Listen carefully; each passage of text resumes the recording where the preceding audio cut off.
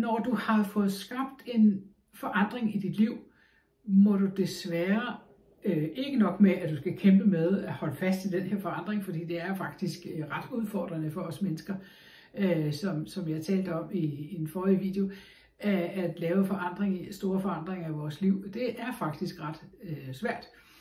Og når det så lykkes, så skal man simpelthen derudover også kæmpe med omverdenen for at få dem til at forstå, at jeg har faktisk lavet den her ændring, og at den vil jeg holde fast i.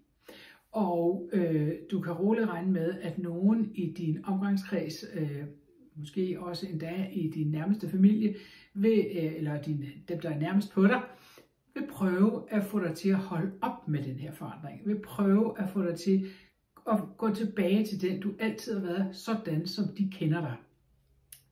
Og det er ikke fordi, de hverken er onde eller tarvelige eller noget som helst. Det er simpelthen fordi, de skal forholde sig til den nye dig. De skal forholde sig til, hvem er du så nu?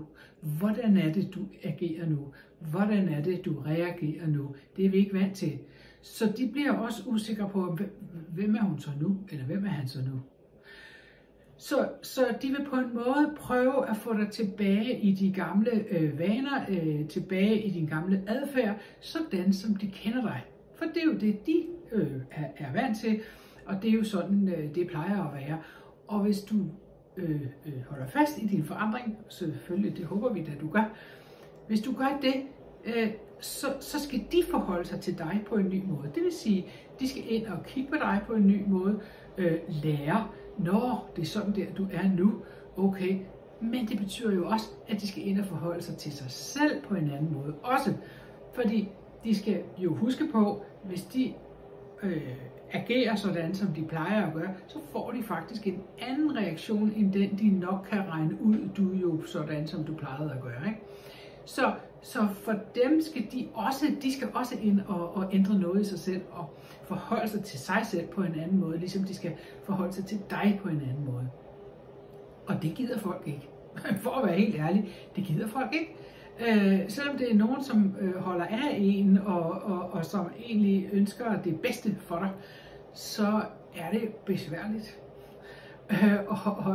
Og derfor kan du også godt opleve, at nogle kære mennesker, hvis du siger, at du er på slankekur for eksempel, at de så kommer, du kan da godt lige spise den her, du kan da godt lige, ikke? Altså, og det er jo ikke fordi de er onde, det er bare fordi, jamen sådan plejer det jo at være. Og de gider jo heller ikke forandring, fordi hvis de skal forandre sig, så skal de også igennem den der angst.